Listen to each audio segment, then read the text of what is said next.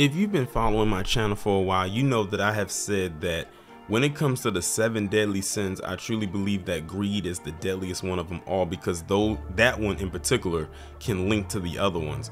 And this story that you're about to hear is the perfect example of that. So this person's name that you see in the picture, name is Justin Holman. He is 21 years of age out of Plainfield, Illinois. And this man deleted his mother because apparently he said he was scared for his life over a life insurance policy. On the title alone, I can already see where this is headed. Whenever I see life insurance policy and deletion, well, y'all know I'm using that in place of another word, there's always going to be money involved. That's what it always goes back to. But I'm curious to know what the details behind this actually are, so let's get into it.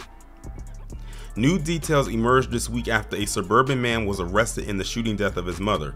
Justin Holman, age 21 of Plainfield, was charged with first-degree murder last week. So that means that they have him on strong belief that he premeditated this. At about 12:48 p.m. on December 20th, Holman allegedly called 911 and told a Joliet dispatcher that he had committed a crime and needed to turn himself in. He advised the dispatcher that he was parked in front of the Office Max store located at 1520 North Larkin Avenue in Joliet in a dark blue Dodge Charger, and that he had a weapon in his backpack. The dispatcher then instructed Holman to lock the book bag in the trunk of the vehicle as officers were dispatched to the Office Max parking lot. When officers arrived, they located the vehicle and Holman allegedly flagged down the officers.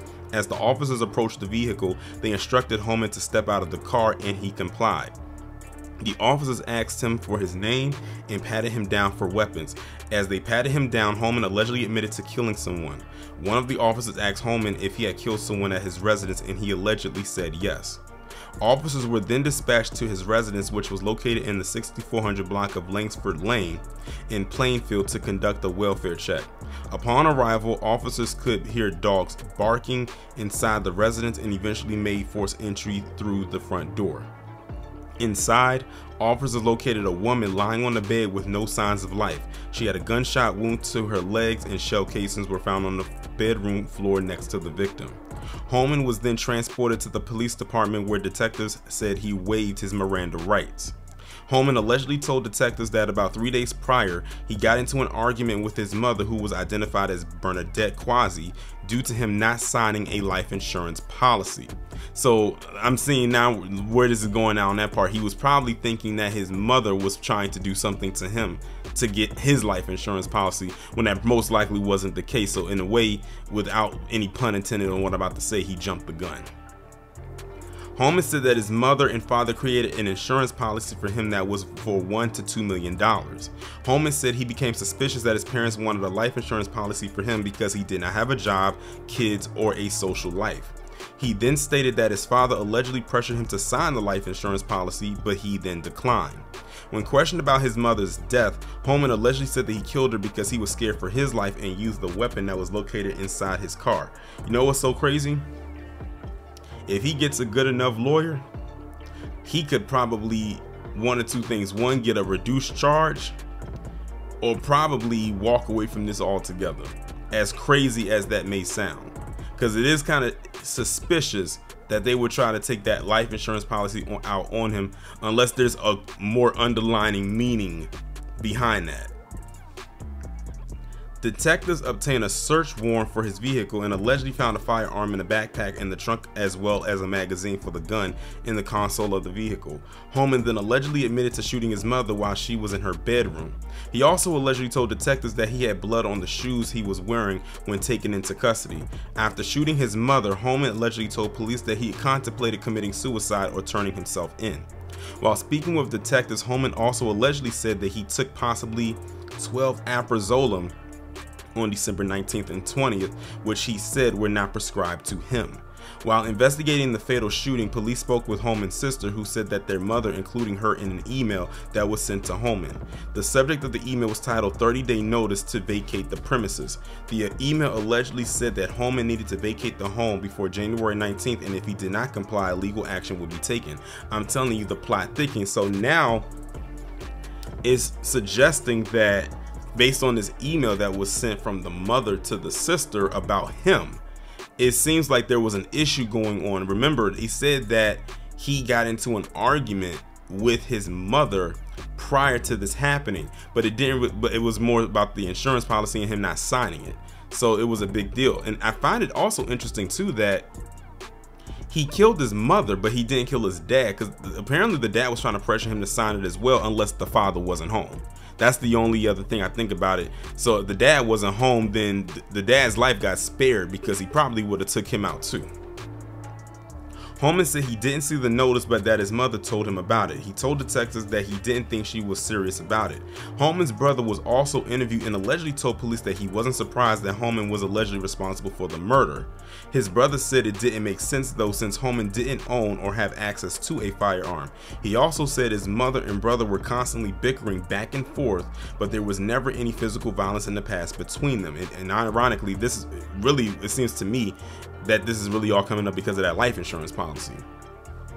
Holman's grandmother allegedly told police that Holman didn't want to work and could barely hold down a job. She said her daughter was trying to get him to keep a job and pay some of the bills in the residence. So now this story is getting even more interesting than what I thought it was going to be about, because I'm going into this thinking, oh, insurance policy, someone killed somebody because they're trying to get the insurance policy. But I got hit with the plot twist that he apparently was an issue for his mother and his father, but especially his mother. Apparently she was trying to get him the job, get him to work. They said he couldn't hold down a job, be more responsible. He's 21, start contributing to the household bills, or if not, then you have to leave. Apparently it sounds like he wasn't trying to leave.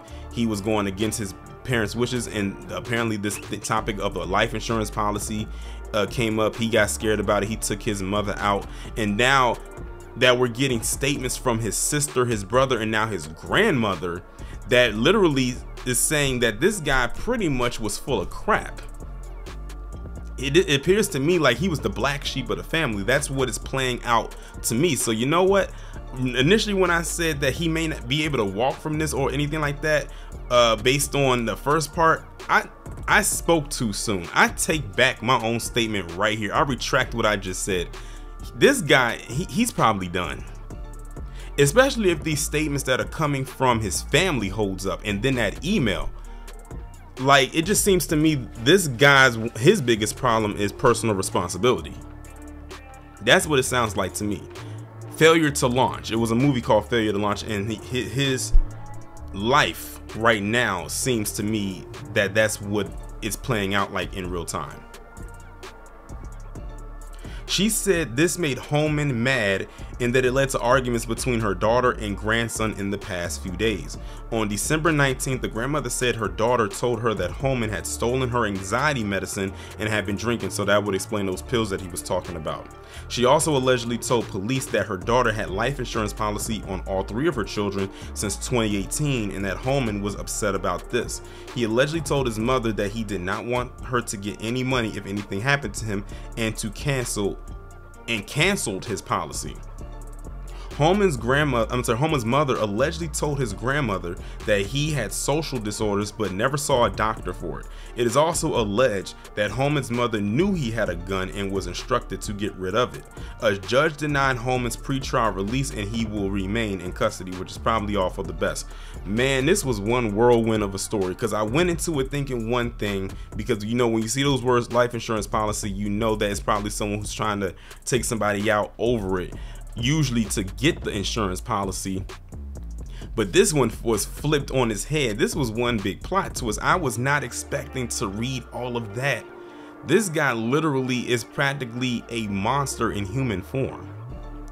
All they wanted him to do was just be more responsible, from what I'm reading, what's being put out there. And I think what also helps in the situation against him is that you have his brother, his sister, and his grandmother literally speaking up and out against him about what he's doing before he has a chance to really push back with what they will assume is going to be a bunch of lies, because who knows you better than your own family? But that is insane. Like, he killed his own mother because he thought that his mother was going to try to take him out. But it says here in the article that she had a life insurance policy on all three of her children, him, his brother, and his sister, since 2018. Now my thing is this: Of course, in 2018, he definitely wasn't 21. So my thing, he was still a minor. He was getting ready to go into adulthood. But my thing is this: why didn't he have that vitriol even back then? Why now? So, like I said, it was probably always something there. It was always something there, but this right here was the powder keg moment right here. This was the thing that kind of sent everything over the edge for him. But yeah, I had to retract my own self in this story, and I have no shame in doing that, because at first going into and looking into it in the beginning, before I kept reading, I was like, you know what, if this plays out the way I think it could, he could possibly get a sentence not a sentence reduction, but a charge reduction, or possibly walk.